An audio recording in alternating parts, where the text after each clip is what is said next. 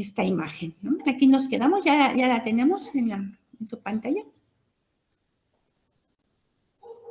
Sí.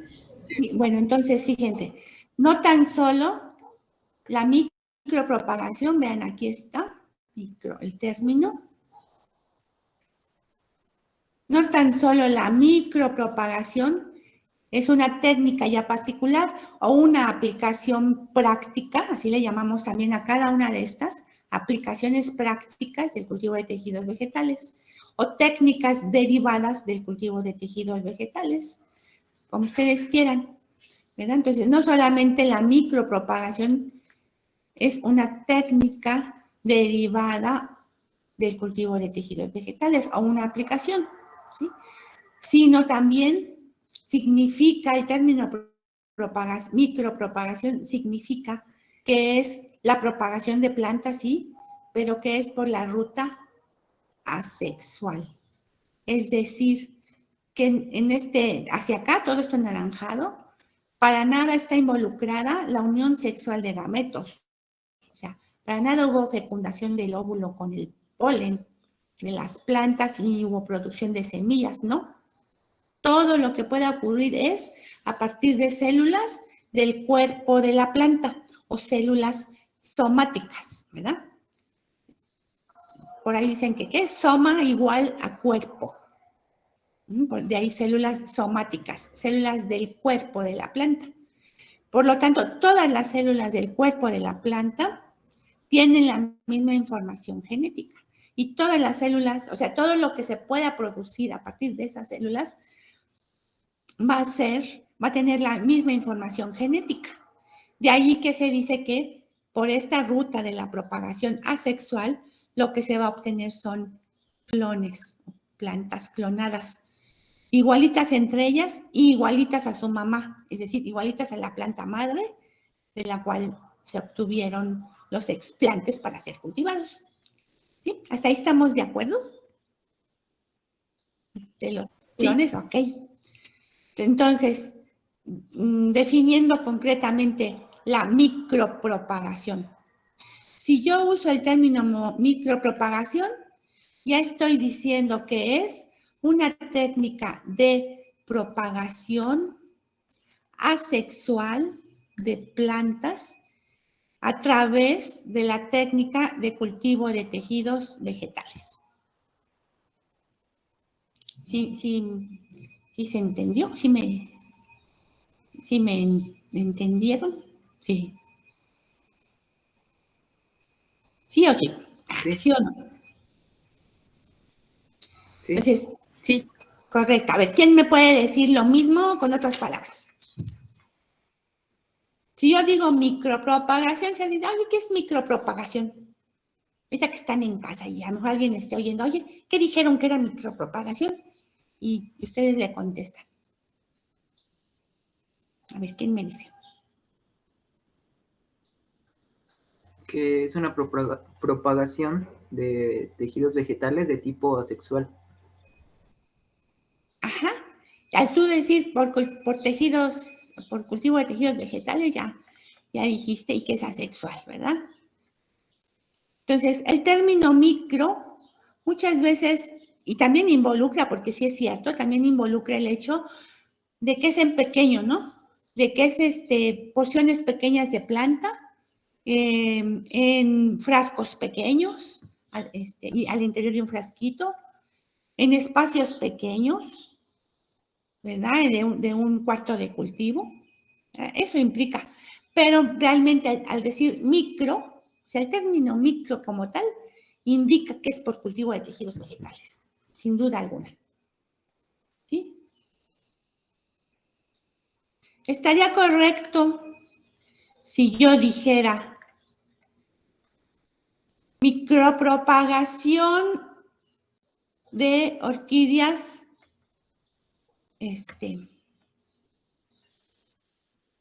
micropropagación de orquídeas a partir de sus semillas. No me salió muy bonito, pero si digo eso, ¿es correcto? Si yo estoy diciendo micropropagación de orquídeas utilizando sus semillas. No estaría mal, ¿no? Estaría mal, ¿verdad?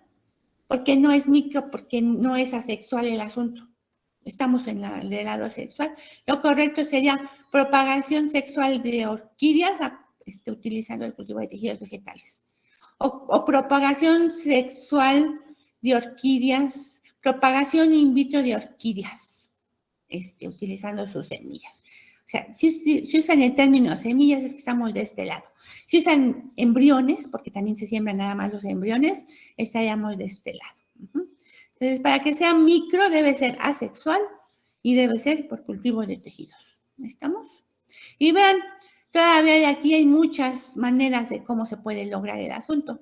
Si cultivando segmentos de órganos, ápices, yemas, o bien nada más cultivando los meristemos. O sea, aquí sí nos vemos más, cada vez más complicado el asunto. O sea, nada más los meristemos, o sea, no la yema, no el segmento nodal que tiene la yema, sino hay que buscar usando un microscopio estereoscópico para poder ver, porque además luego son muy chiquitos, buscar y encontrar nada más el meristemo, ¿verdad? Entonces, muchas alternativas para hacer esto. Entonces, fíjense, ese ejercicio tan sencillito como lo hicieron, ya aprendieron a usarlo. Y ahorita que ya lo hicieron, díganme si no, dicen, ay, pues sí, es re fácil. Díganme si no, antes de hacerlo, todavía se pensaban ustedes, ay, ¿cómo será de ser dificilísimo? ¿No? Y ahorita que ya lo hicieron, ¿a poco no se les dice, ay, pues es tan sencillo y eso era? Pero así, o sea, tan sencillito como lo hicieron, digamos que es la técnica en su expresión más sencilla de hacer.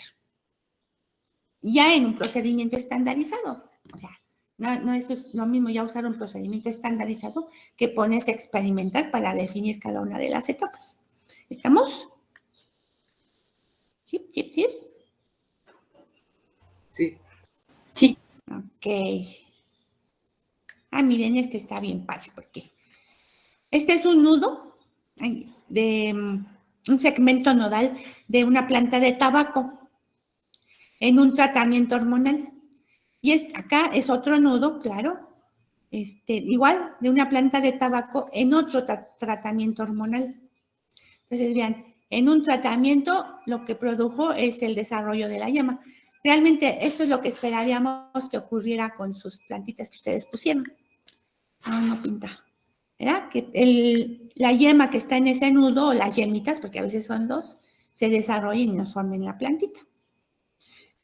¿Verdad? Pero si el tratamiento hormonal mal, casi estoy segura que aquí había más citocininas y pocas auxinas. Y aquí al revés, más auxinas que citocininas, por la respuesta que está dando de la formación de raíces y callo. Ese es un ejemplo muy bonito de cómo la variación de hormonas promueve diferentes respuestas en el cultivo. ¿Ok? Bueno, ya lo que quiero llegar es a esto, a las etapas de la micropropagación. O sea, ya de manera particular de esa técnica aplicada del cultivo de tejidos vegetales, que es la micropropagación, ¿verdad? Entonces, si ustedes ya revisaron y les platicaron en teoría de las diferentes etapas de la micropropagación.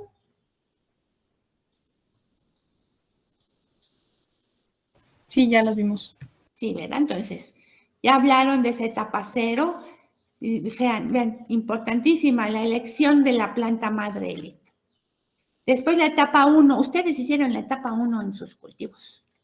Establecimiento del cultivo aséptico. Hicieron la selección del explante, bueno, ya se las dieron preelegida, pero hicieron la desinfección y la siembra. Lo que esperamos es que se obtengan esos cultivos asépticos, que el medio de cultivo que les dieron sea óptimo para que se produzcan los brotecitos, es decir, que se desarrolle la ramita a partir del meristemo. Después de ahí viene que si ustedes quisieran obtener muchas plantitas a partir de las que obtuvieron en esos 2 frasquitos, tendrían que hacer algo similar a lo que les platiqué con la cabeza de viejito, que de la ramita que obtengan, igual in vitro y en condiciones asépticas, volver a segmentar esa rama que ya formó nuevos nudos y volverla a sembrar. Y después otra vez las nuevas ramas, volver a segmentar y volver a sembrar, ¿verdad? Eso se le llaman ciclos de multiplicación hasta obtener las plantas que queremos. ¿sí? Y finalmente, pues, y esa sería la etapa 2. La etapa 3 es inducir que se enraicen esas plantitas para que ya sea la planta completa. Y la última etapa, tan importante como el resto, es tan importante como la etapa 0, es la etapa de la aclimatación. ¿Verdad? Sacar del frasquito, ahí donde tenemos a las plantitas súper consentidas, con todo, con humedad relativa elevada, etcétera, muchos nutrientes y demás, hay que adaptarlas. Realmente en el frasquito, las plantitas se comportan como, no como autótrofas, como deben ser las plantas, sino como heterótrofas. O sea, dependen de lo que les demos en el medio. Entonces, debemos de convertirlas en autótrofas como cualquier planta debe ser. Y eso es un proceso que la importancia que tiene, o sea, lo relevante, primordial es que sea gradual, poco a poco. Si es un cambio drástico del frasco afuera, las plantas se van a morir. Y si acá tuvimos mucho éxito, aquí podemos perder todo si no hacemos una aclimatación gradual, en donde se disminuya gradualmente la humedad relativa, se incrementen gradualmente los nutrientes, la temperatura se maneje bien, etcétera. ¿Para qué? Pues para después ya llevarlas, o sea, aclimatación en condiciones de laboratorio, luego a condiciones de invernadero, luego a condiciones de vivero y posiblemente a condiciones de campo, ¿verdad? Entonces, bueno, esa etapa de la micropropagación, digo, esta técnica de la micropropagación, diferentes etapas, ¿ok?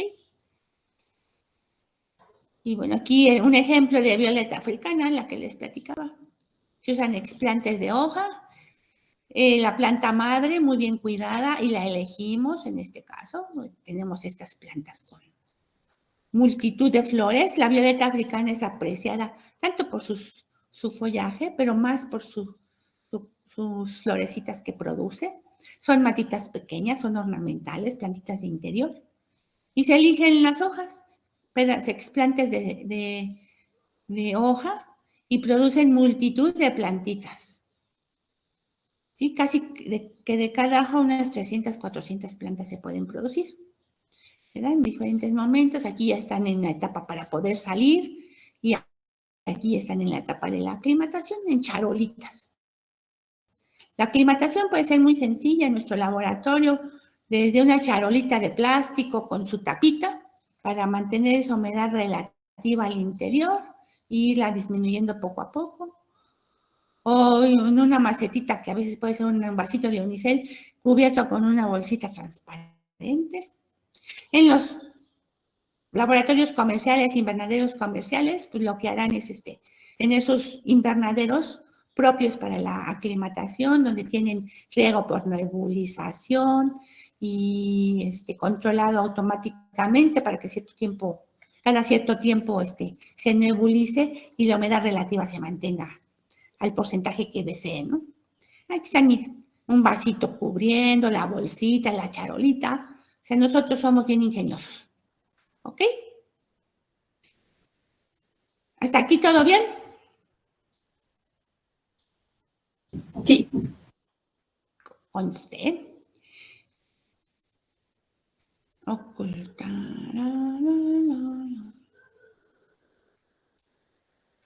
Bueno. Dentro de los materiales en el Classroom ya está la presentación de la práctica, como la hicieron ustedes. Yo creo que ahorita ya sería redundante volverla a explicar, porque ya la hicieron, ya la tienen ahí, la pueden revisar, ¿ok? También está el video de lo que ustedes hicieron. Nada más que en el video les digo, se usa una planta de Coleus, ustedes usaron plantita de Zebrina, pero también revísenlo. Entonces, yo creo que ahorita es más enriquecedor que cada uno lo revise en particular, que lo volvamos a pasar aquí, si ustedes lo revisan. También la presentación. Lo que sí les voy a pasar, y ya también está compartido, no sé si ya lo hayan visto, Es un video de micropropagación de plátano. ¿Ya lo revisaron de casualidad? No. ¿No? Bueno, es un video, es casi como un comercial, pero está muy, muy bien explicado lo que es la técnica de la micropropagación en todas sus etapas, desde la etapa 0 hasta la etapa de llevar a campo, ¿sí? Entonces, por favor, quiero que lo identifiquen esas etapas de la micropropagación, ¿verdad? Lo que sí les quiero aclarar, ellos dicen que cómo hacer meristemos. Ajá. Realmente deberían de decir cómo cultivar meristemos, ¿sí? Realmente en el proceso que explican, ellos no están haciendo los meristemos. Los meristemos ya los hizo la planta que están usando, ¿sí? Y lo único que están haciendo es cultivarlos para producir las nuevas plantas, ¿ok? Entonces, esa es una aclaración. La otra, la fuente de explante, ¿sí? Están usando segmentos de tallo. Al final obtienen una porcioncita de un gran tallo. Los plátanos producen tallos modificados especiales que se llaman cormos. Por ahí apúntenle y si gustan buscar qué es un cormo, busquen cormos y ejemplos. Van a encontrar que plátano produce cormos. Las gladiolas, ¿conocen las gladiolas? Unas plantitas ornamentales muy usadas en las iglesias. Normalmente, bueno, en las iglesias normalmente son blancas, así una espiga de flores blancas. Bueno, pues se producen por cormos. Ajá. Entonces, realmente ellos están usando segmentos de ese cormo donde, lógicamente, por el segmento que usan, van muchos meristemos allí y lo que inducen en su medio es que esos meristemos se desarrollen y formen nuevas plantas. Ustedes van a ver en el inicio que tienen un gran cormo grandote que con un machete así, bien machete, están reduciéndolo de tamaño. Y a ese cormo, a ese tallo, ellos le llaman colimonte de explantes.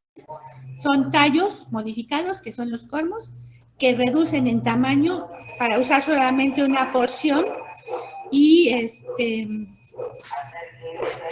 que lleva allí muchos meristemos que ellos no están haciendo, ya los hizo la planta, ¿ok? Entonces se los paso. Y disculpen, pero pues ya vino la basura, mis perritos luego reaccionan. Entonces les voy a compartir toda la pantalla.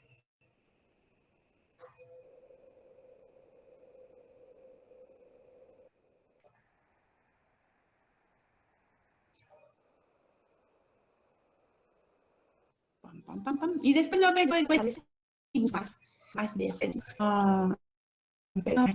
cómo hacer meristemos. De hecho, sí, cómo hacer meristemos. ¿Ya está en pantalla? Sí, ¿Ya lo ven? Sí. Bueno, ahí va. Ahí va. Que salen de un proceso meristemático, por el manejo que se hace, son plantas libres de enfermedades. El periódico del campo, las noticias de última hora, elproductor.com. Elproductor.com.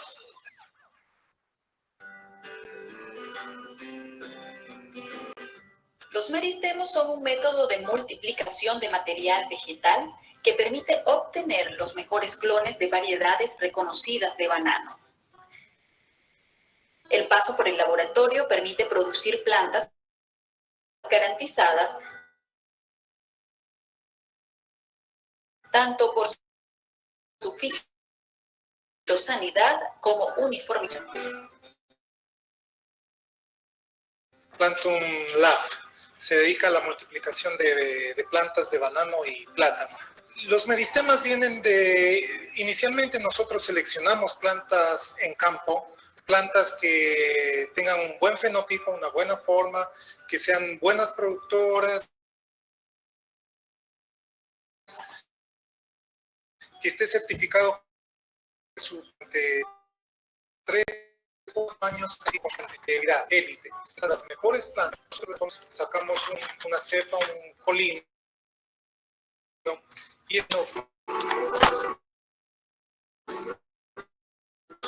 aquí lo que estamos haciendo es el material generado empieza a procesarse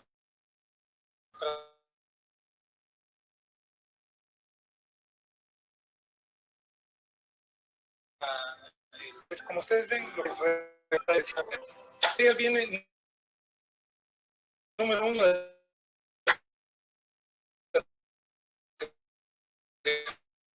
y número C es doble selección. Selección lo que se hace es iniciar el proceso de reducción de tamaño para de aquí ingresar al laboratorio a la desinfección que se hace bajo cámaras de luego nosotros nos quedamos con un pedazo de la cepa, lo reducimos a esto. Aquí por ejemplo tenemos 15, 20 colinos y cada uno de estos ha sido previamente preparado. Una vez que lo hemos reducido, desinfectamos, una desinfección con jabón, con blanqueador y también un poco de antibiótico y está listo para entrar al medio de cultivo. Es básicamente una gelatina que contiene minerales, contiene hormonas de plantas y contiene un agente solidificante. Y estos son medios estándares, son medios desarrollados por científicos que tienen 50, 60 años y que están muy bien caracterizados. Este medio, con todos los minerales, con una fuente de carbono, hace que las células del meristemo que se introdujo empiecen a multiplicarse, a crecer. Y nosotros multiplicamos esto 5 o 6 ciclos de multiplicación antes de que tengamos plantas para llevarlas a campo. Este momento están eliminando hojas externas del meristemo. Lo que se hace luego de la desinfección es reducir todavía más la planta de tal manera que hay menor probabilidad pelando, se va sacando el exceso de material.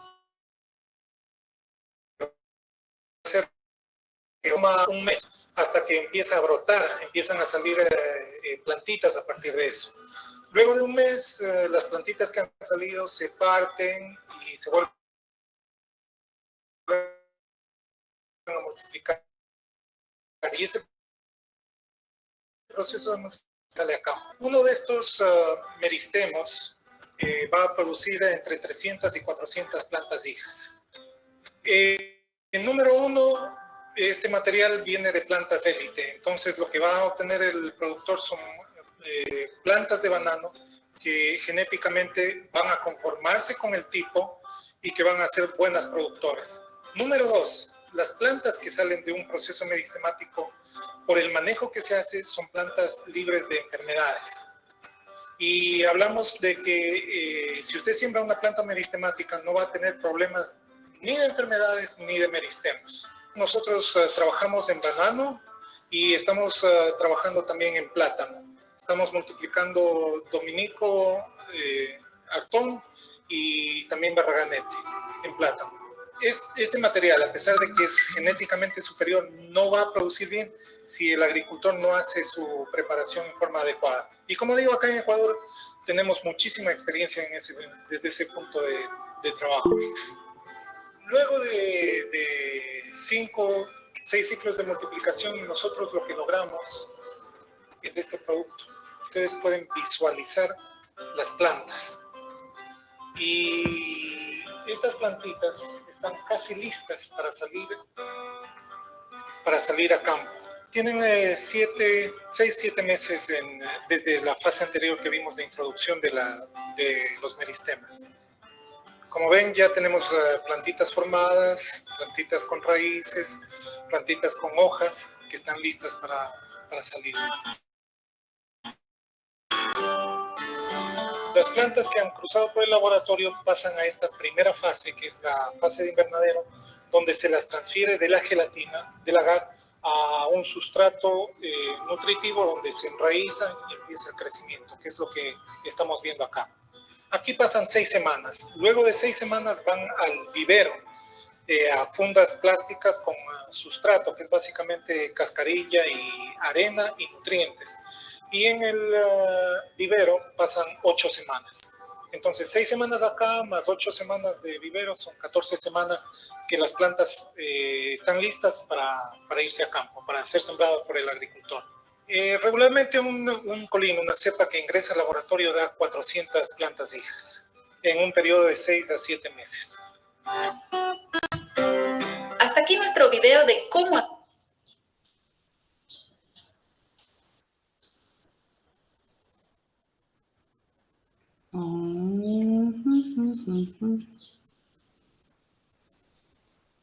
Ya me perdí.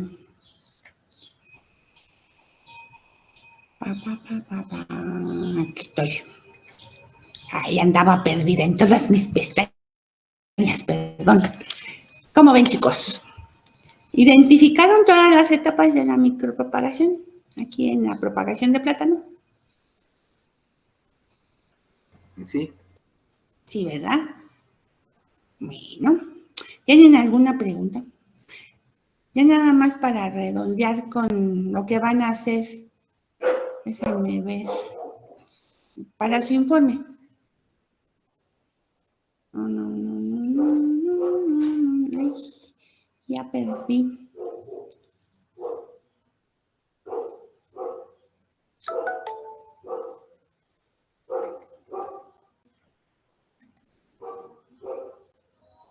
Si ustedes tienen ya en su Classroom esta presentación de la práctica, que digo, pues ya la hicieron ustedes, aquí está todo, nada más que en lugar de Coleus usaron a la cebrina, por ahí busquen el nombre de científico de la cebrina y ya lo colocan aquí o en su informe, ¿ok? Pero realmente su informe va a ser...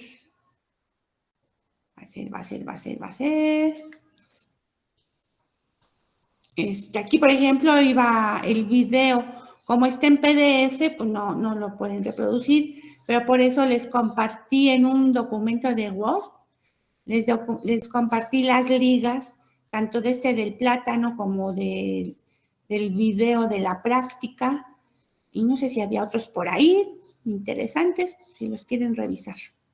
Miren, esta nada más es para ejemplificar. Los primeros resultados que se obtienen al primero o segundo día son los de la contaminación.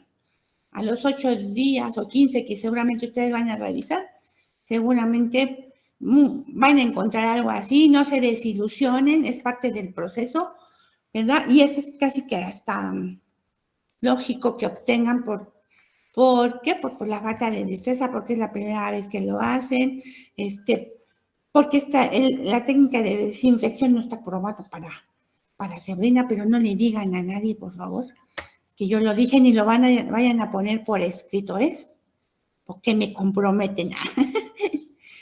Pero aquí vean la oxidación, cómo se ve. Si ustedes saben, ya la oxidación es la muerte del tejido y ahí en los explantes se ve generalmente así. Normalmente empieza por las orillitas y luego termina estando todo. Cuando hay exceso de hipoclorito y no se enjuaga bien, también es frecuente que el material se transparente como aquí y ya no va a responder.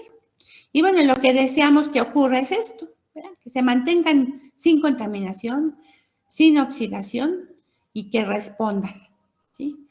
Cuando hay oxidación, mientras haya una porción verdecita, todavía es factible que pueda haber alguna respuesta. Si ya está todo así, pues no, ya también se va a la olla junto con todo lo contaminado. ¿Ok? La aclimatación, espero tengan suerte, pues ya la puedan realizar ustedes. Y bueno, como pues es un trabajo en proporción pequeña, ¿verdad? Cada quien, si tiene sus frasquitos y se mantuvieron sanos, pues no tiene casi que usemos ni una charolota ni nada, con vasitos y su bolsita como aquí. es suficiente para la aclimatación. ¿Ok? Y bueno, su informe, aquí está el video de los plátanos. Su informe, hay aquí una serie de preguntas. Como yo siempre les he puesto cuando yo les doy la práctica y en las preguntas, es que más que hacer, cuando haya preguntas, más que hacer como un cuestionario, pregunta-respuesta, ustedes usen las preguntas para guiarse en qué son los aspectos a discutir.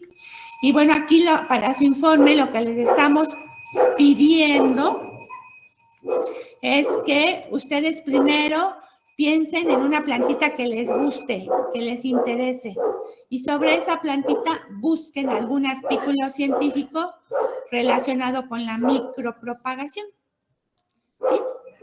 Y entonces ya lo buscaron, lo leen y sobre ese artículo van a hacer su informe. ¿Sí? Es decir, nos van a platicar en ese artículo por qué eligieron esa planta, por qué, qué tratamientos de desinfección aplicaron, qué tratamientos hormonales hicieron, qué medio usaron, o sea, todo. Y que lo organicen. Yo les pido, por favor, no sé si diga por aquí, porque no, que sea igual la manera de mapa mental, en donde ustedes organizan la información del artículo.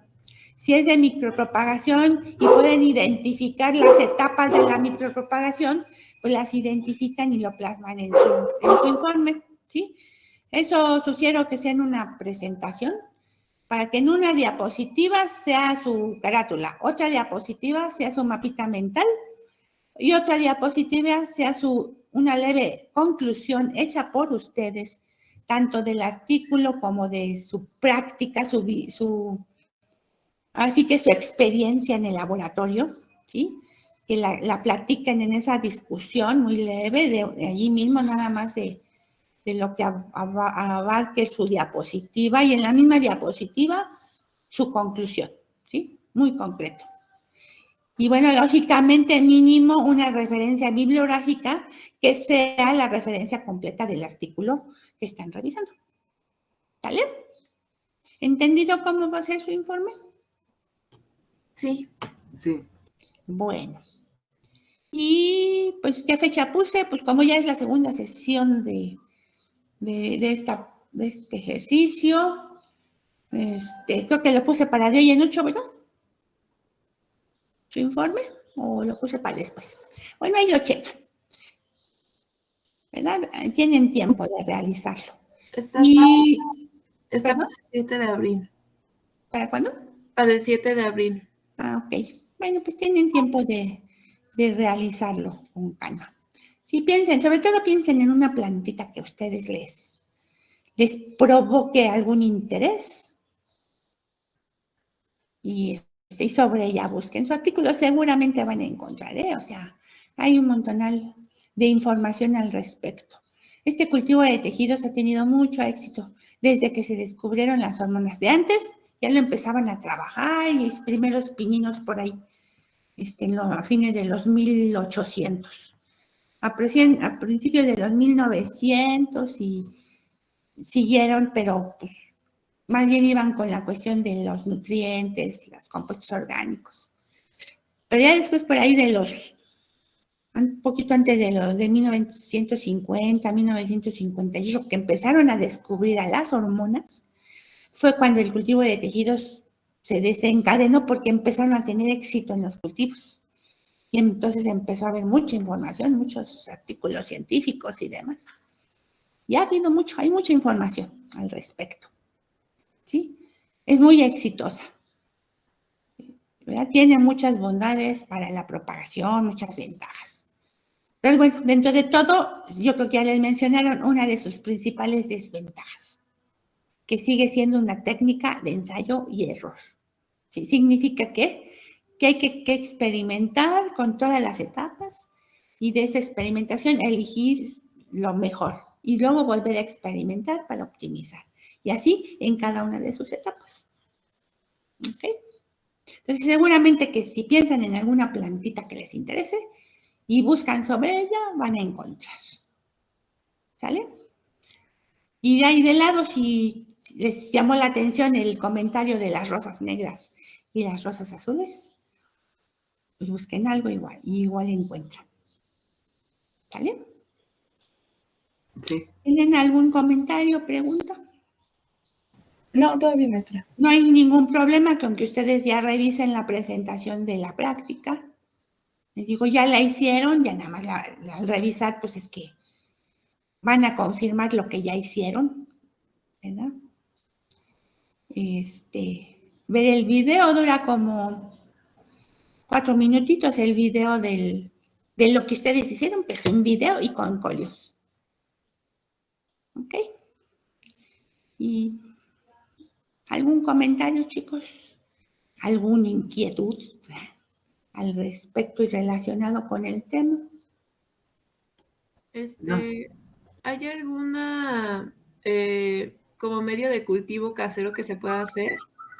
¿O sabe usted de alguna formulación de algún medio de cultivo casero?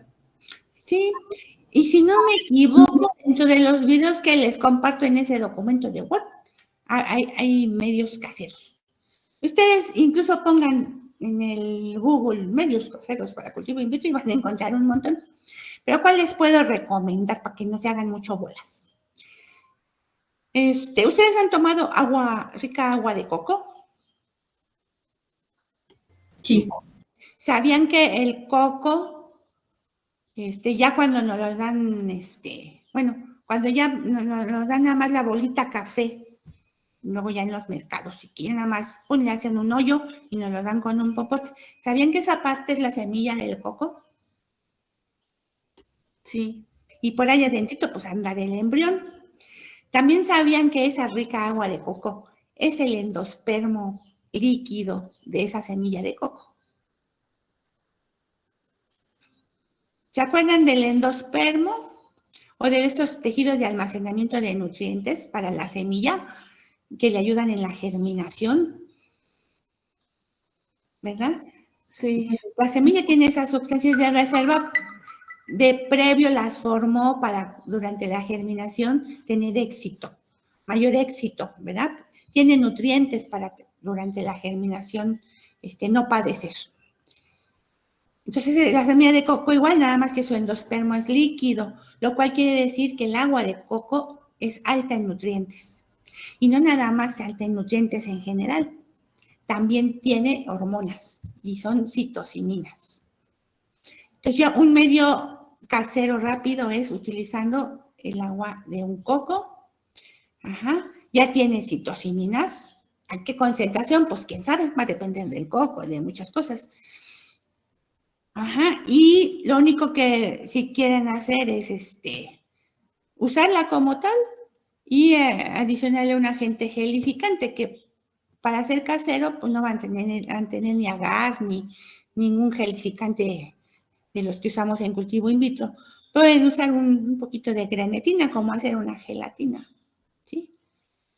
¿Qué van a tener que hacer una vez que disolvieron su gelatina y distribuirla en sus recipientes? Pues que tengan tapa. O la pueden fabricar con papel aluminio que no se vaya a perforar fácilmente y sujetado con ligas. Pero sugiero mejor unos frasquitos con tapa, estos de la mayonesa chiquitos, cualquier recipiente de esos que desechamos, los pueden usar. ¿Y qué tienen que hacer? Pues sí, lo tienen que esterilizar. Y yo les puedo decir que lo pueden hacer en su olla express de casa, ¿verdad? ¿Cómo esterilizar en casa, en la olla express? Lógicamente, pues sus recipientes deben ser de tal tamaño tal que quepan en las pequeñas ollas express que tenemos en casa. ¿Sí? Y bueno, ¿cómo esterilizan? ¿Sí? ¿Quieren que les diga? ¿O tienen idea? A presión y con calor, ¿no?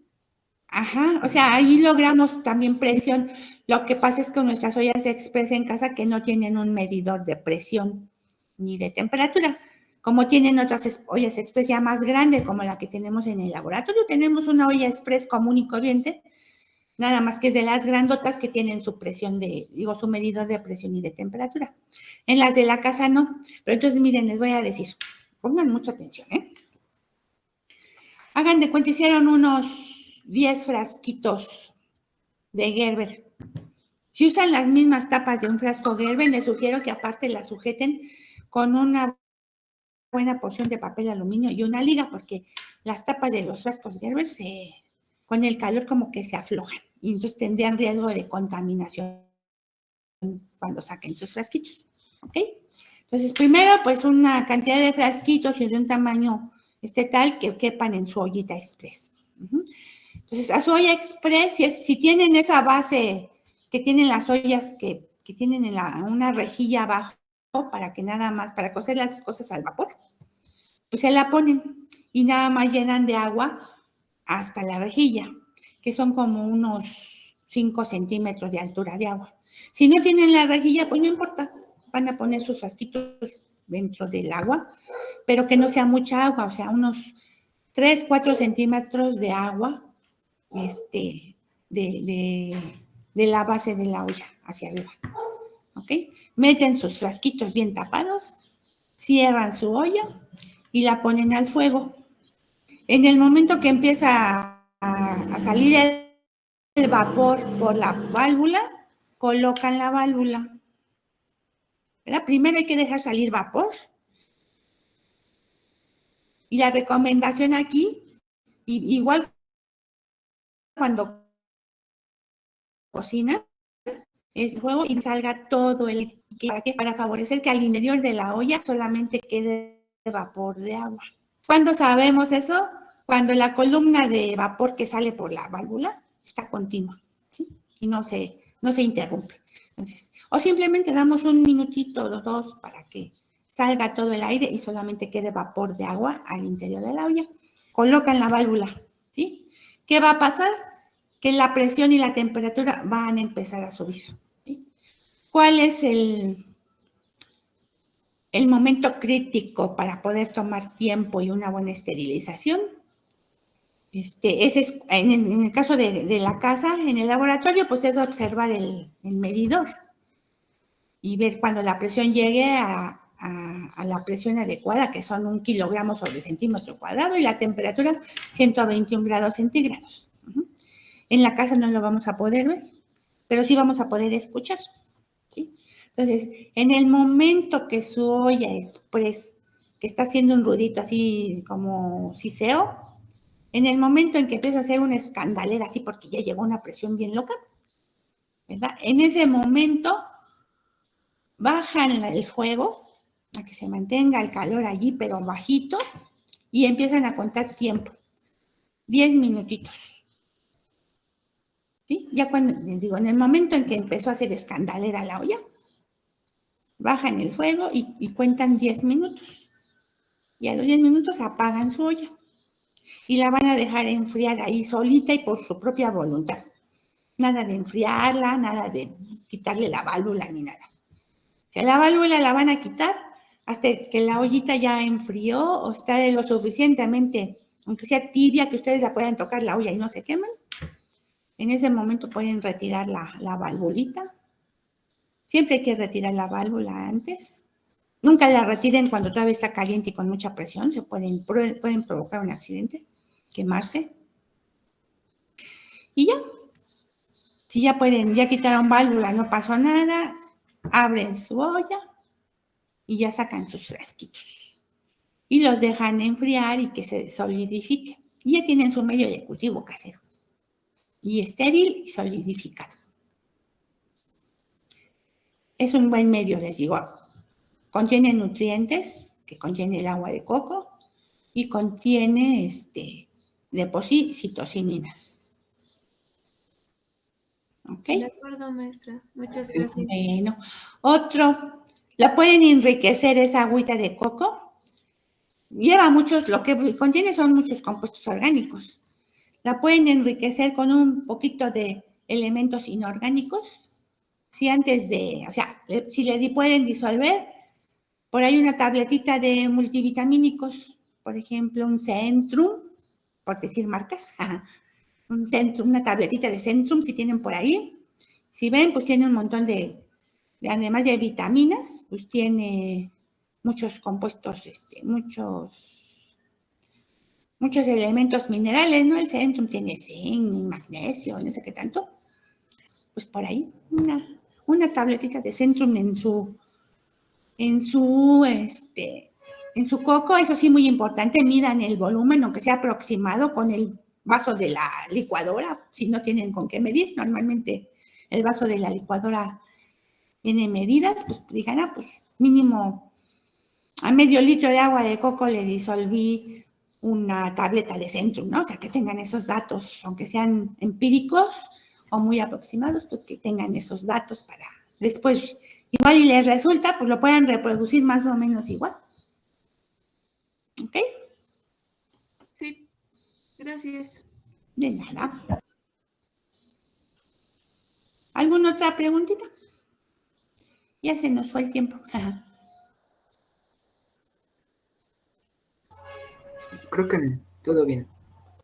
Bueno, pues entonces nos vemos la próxima. Creo que ya en las próximas sesiones presenciales sí me va a tocar estar con ustedes por allá, en los otros ejercicios prácticos.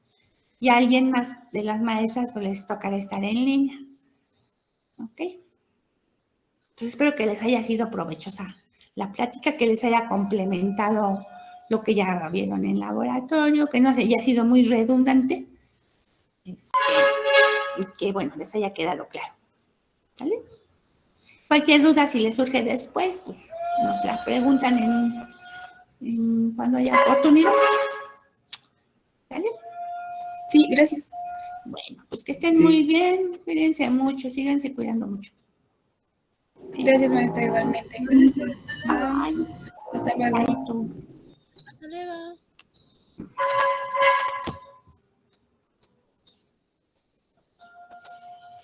Adiós, chicos.